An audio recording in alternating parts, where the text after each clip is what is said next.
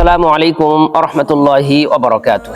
সুপ্রিয় দর্শক শ্রোতা ভাই বোনগণ, আমরা আজ সংক্ষিপ্ত এই পরিসরে যে বিষয়টি নিয়ে আপনাদের সামনে শেয়ার করতে যাচ্ছি সেটা হচ্ছে জিলহজ মাসের প্রথম 10 দিনের ভিতরে একটি দিন রয়েছে, সেটা হচ্ছে ইয়ামুল আরাফা, আরাফার দিন। সেই আরাফার দিনের কিছু করণীয় রয়েছে, কিছু ফজিলত রয়েছে, যেটা আমাদের জীবনে অনেকটাই বেনিফিট আমরা বয়ে নিয়ে আনতে পারবো ইনশাআল্লাহ বিইজনিল্লাহ। ইয়ামুল আরাফার দিন সম্পর্কে আল্লাহ রাসূল সাল্লাল্লাহু আলাইহি সাল্লাম আমাদেরকে একাধিক হাদিসের মাধ্যমে জানিয়ে দিয়েছেন এই দিনের ফজিলত।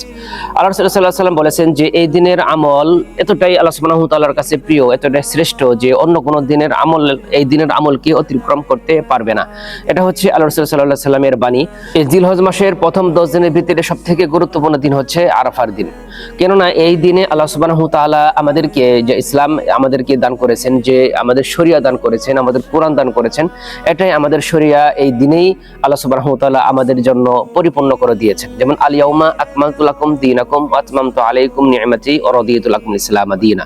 এই দিনে আমাদের ইসলাম পরিপূর্ণ ভাবে আমরা পেয়েছি, এটা আমাদের জন্য অত্যন্ত সৌভাগ্যের একটা বিষয়। ইহুদিরা আল্লাহ রাসূল সাল্লাল্লাহু আলাইহি সাল্লামকে জিজ্ঞাসা করেছিলেন যে তোমাদের এমন একটা দিন রয়েছে, এই দিন যদি আমরা পেতাম তাহলে আমরা এই দিনকে উৎসবের সাথে, আনন্দের সাথে, ঈদের মতো আমরা পালন করতাম। তখন আল্লাহ রাসূল সাল্লাল্লাহু আলাইহি সাল্লাম তাদেরকে জিজ্ঞাসা করলেন যে সেই কোন দিন, যে কোনটা? তখন ইহুদিরা বললেন যে সেই দিনটা হচ্ছে তোমাদের শরিয়া যে দিন পরিপূর্ণ হয়েছে, পরিপূর্ণতা লাভ করেছে, সেই দিনটা আমরা যদি পাইতাম আমরা এটাকে অনেক আনন্দ এবং উৎসাহের সাথে এই দিনটাকে আমরা আদায় করার চেষ্টা করতাম। আয়েশা রাদিয়াল্লাহু তাআলা আনহা থেকে হাদিস, রাসূল সাল্লাল্লাহু আলাইহি ওয়াসাল্লাম বলেছেন যে এই দিনে আল্লাহ সুবহানাহু ওয়া তাআলা জাহান্নাম থেকে এত পরিমাণ বান্দাদেরকে মুক্তি দান করেন, এত পরিমাণ বান্দাদেরকে জাহান্নাম থেকে মুক্তি দিয়ে থাকেন যে অন্য কোনো দিনে তা করে থাকেন না। মানে অসংখ্য অগণিত বান্দাদেরকে জাহান্নাম থেকে মুক্তি দিয়ে তাদেরকে নাজাতের ফয়সালা করে দেন। সুবহানাল্লাহ বিহামদিহি। তবে এই দিনে সবথেকে গুরুত্বপূর্ণ, আমাদের যারা দুনিয়াতে বেঁচে আছে তাদের সবথেকে গুরুত্বপূর্ণ একটা বিষয় হলো এই দিনে সিয়াম পালন করা।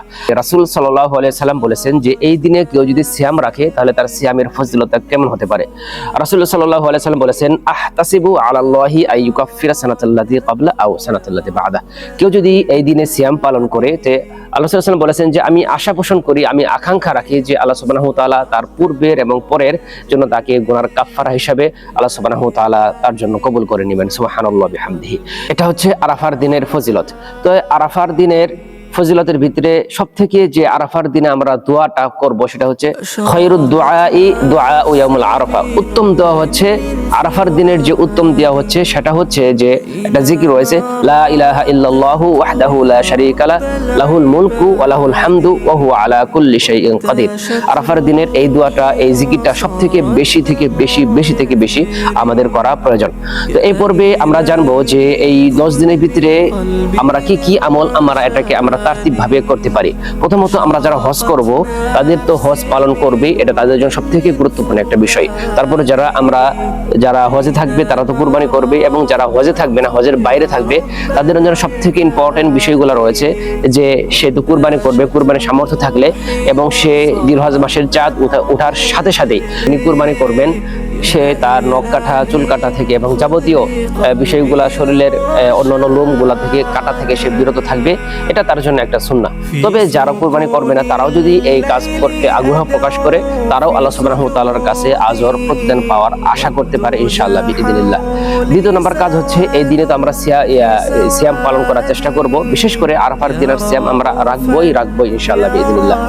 এর ভিতরে তাসবিহ, তাহলিল, জিকির, আজকার যতগুলো রয়েছে সবগুলাই আমরা এই 10 দিনের ভিতরে আমরা করার চেষ্টা করব, এবং সেই সাথে আমরা সালাত আদায় করবই, এবং বিশেষ করে এই দিনে নফল সালাতগুলা, তাহাজ্জুদের সালাতগুলো আমরা বেশি আদায় করার চেষ্টা করব, বেশি দান সাদকা করার চেষ্টা করব, এবং মানুষকে উপকার করার চেষ্টা করব, মানুষের খোঁজ খবর নেওয়ার চেষ্টা করব। যারা কুরবানি দিতে পারতেছে না তাদের সাথে শামিল হওয়া, বা তাদের দুঃখ কষ্ট, তাদের পাশে দাঁড়ানো, এটা আমাদের নৈতিক দায়িত্ব। এবং এই বিষয়গুলো আমাদেরকে যদি আমরা ইনক্লুড করে, আমরা যদি নিজেকে ভিতরে এটাকে তারতিব ভাবে, রুটিন অনুপাতে আমরা এটা চালানোর চেষ্টা করি, আমরা এটাকে পালন করার চেষ্টা করি ইনশাআল্লাহ বিইذنিল্লাহ, আল্লাহ সুবহানাহু ওয়া তাআলা আমাদেরকে পরিপূর্ণ আজর, পরিপূর্ণ আমাদেরকে প্রতিদান দিবেন ইনশাআল্লাহ বিইذنিল্লাহ।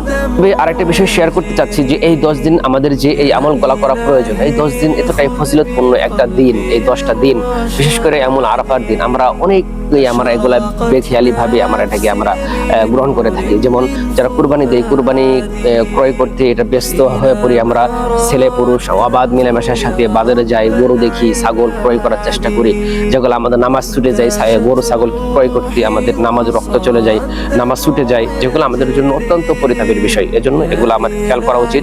এবং বিশেষ করে ঈদের দিন, কুরবানির দিন, কুরবানির মাংস কাটতে করতে করতে এগুলা দেখা যাচ্ছে যে সালাতের সময় হয়, যে সালাদকে আমরা কাজা করে ফেলি, অনেকে আমরা সালাত নাই পড়ে থাকি। এজন্য এই বিষয়গুলো আমাদেরকে ভালোভাবে আমাদের খেয়াল রাখা একান্তই প্রয়োজন। তার কারণ কুরবানি তো হচ্ছে, আমরা কুরবানি দিচ্ছি আল্লাহ সুবহানাহু ওয়া তাআলার সন্তুষ্টি অর্জন করার লক্ষ্যে, কিন্তু আমরা সেই সাথে আল্লাহ সুবহানাহু ওয়া তাআলার যে একটা সবথেকে গুরুত্বপূর্ণ একটা বিধান, সেটা হচ্ছে সালাত। আমরা সালাতকে যেন পরিত্যাগ করতে না হয়, এজন্য বিশেষ করে আমার এই বিষয়গুলো খেয়াল রাখা উচিত। সালাত এমন একটা ইবাদত যেটা আপনার বালেগ হওয়ার পর থেকে, আপনার উপর ফরজ হওয়ার পর থেকে মৃত্যুর আগ মুহূর্ত পর্যন্ত, যতদিন আপনি নিঃশ্বাস নেবেন সেই দিন পর্যন্ত আপনার সালাত আপনার উপর ফরজ, এটা ওয়াজিব আপনার উপর। অন্য কোন ইবাদত এমনটা গুরুত্ব সহকারে আল্লাহ সুবহানাহু ওয়া তাআলা আমাদেরকে দেননি। তবে আমরা এই বিষয়গুলো লক্ষ্য করে 10 দিনের যে আমলগুলো আমরা কথা জানলাম, শুনলাম, এই আমলগুলোর পাশাপাশি আমরা আরো ভালো কোনো আমল যদি থাকে আমরা করার চেষ্টা করব। আল্লাহ সুবহানাহু ওয়া তাআলা আমাদের সকলকে সেই আমলের করার তৌফিক দান করেন এবং পরিপূর্ণ আজর পরিপূর্ণ প্রতিদান আমরা আশা করি আল্লাহ সুবহানাহু ওয়া তাআলা আমাদেরকে সেই দান করবেন ইনশাআল্লাহ বিইذنিল্লাহ। সকলকে আবারো ঈদুল আজহার শুভেচ্ছা জানিয়ে আজকের মতো এই আলোচনা এখানে শেষ করছি। সবাইকে ধন্যবাদ জানাচ্ছি। আল্লাহ সুবহানাহু ওয়া তাআলা সকলকেই ভালো রাখুন, সুস্থ রাখুন, আমল সাথে রাখুন। এই জিলহজ মাসের পরিপূর্ণ যে আজর, পরিপূর্ণ সওয়াব, পরিপূর্ণ আমল আমাদেরকে দান করুন। আমিন।